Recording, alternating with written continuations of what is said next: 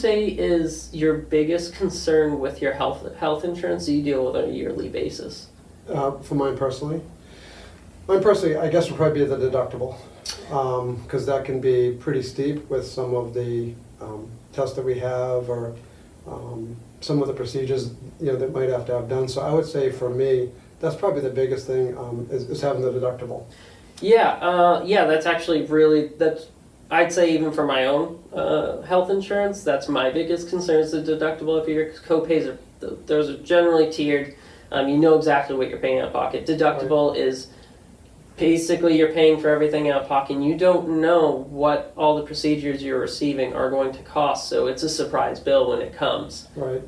Most health care providers will try and estimate that deductible, but it's rarely going to be 100% accurate. Right. So there are a lot of, as healthcare changes, we've developed a lot of new laws and regulations and options to deal with these kinds of problems.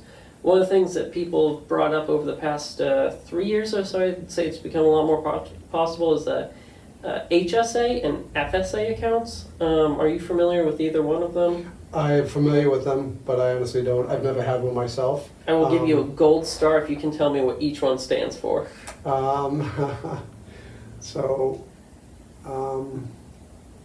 Flexible spending account, FSA, and healthcare spending account.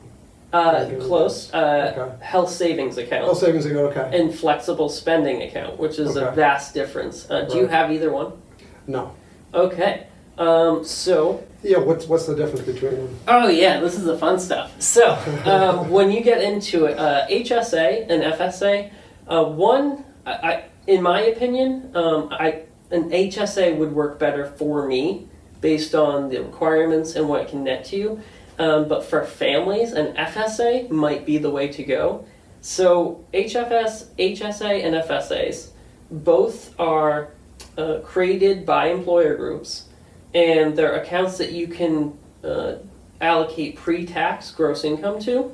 So just the same way you pay for your health insurance pre-tax, you would designate on each paycheck for a certain amount of that paycheck to go towards that account.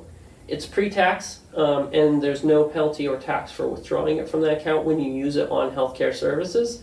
So the benefit of that account is if you could save your own money in the community, it's having tax withdrawn out of it. So you are losing some money that you're then spending on healthcare, which no one really wants to do. You want to save it for groceries, movies, and having fun.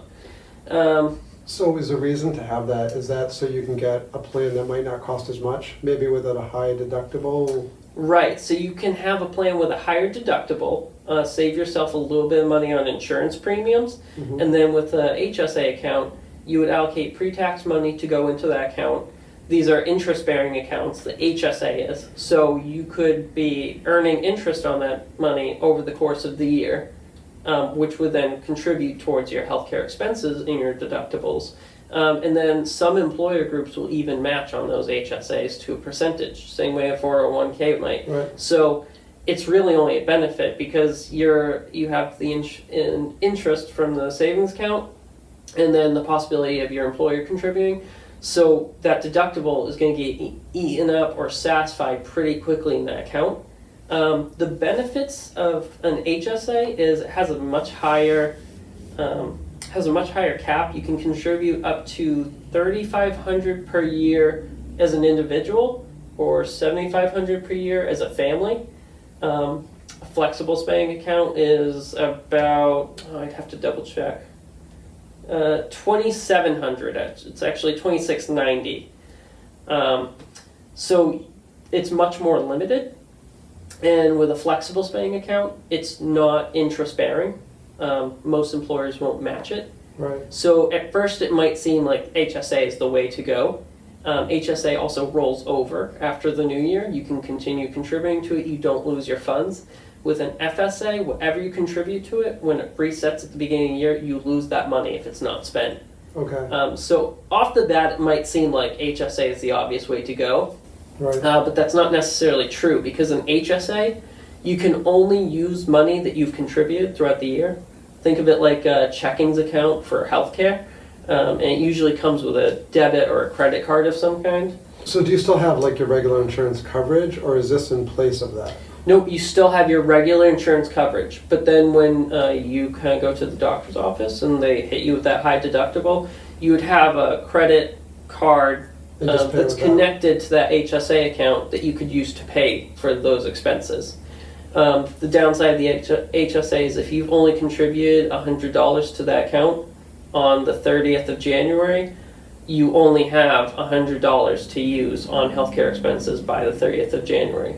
And that's why it will keep going year to year. So that's why you can keep adding up year to, as long as you stay with the same plan, or does it change from plans? Nope, HSA stays the same. So even if you change health insurance plans, that really? HSA stays with you. And if you change employers, that would move with you as well.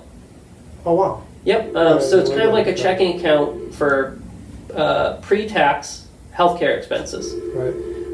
The downside of that is you can only contribute so much per year, and you can only spend as it's contributed. But you can also choose if you're having a rough financial month, you can contribute $20. If you have extra money for the next month, you can contribute $100. Oh, okay, so so there's no set mark. There's no set mark. With a flexible spending account, you cannot, it stays with the employer, so it terminates when your employment terminates.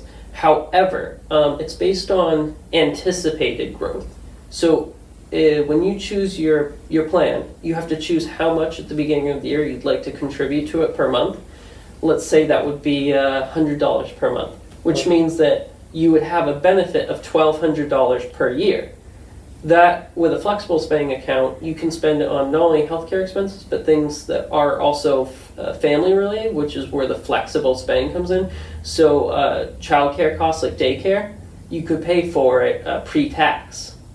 Wow. Which is a huge expense for families. Right. And it's also available based on what you're supposed to contribute for the year from the first day of the year. So in that case, if you had a $1,200 bill up front on January 1st for all of your childcare expenses, but you hadn't put $1,200 into that account throughout the year yet, it's available to you on the first of the year as long as you remain to the agreement that that amount's going to be paid throughout the year. Okay. So it's kind of like a zero interest loan for healthcare accounts. So for myself, I don't really go to the doctor a lot. Rarely. So is the better plan for me to have one that has a high deductible because I don't go?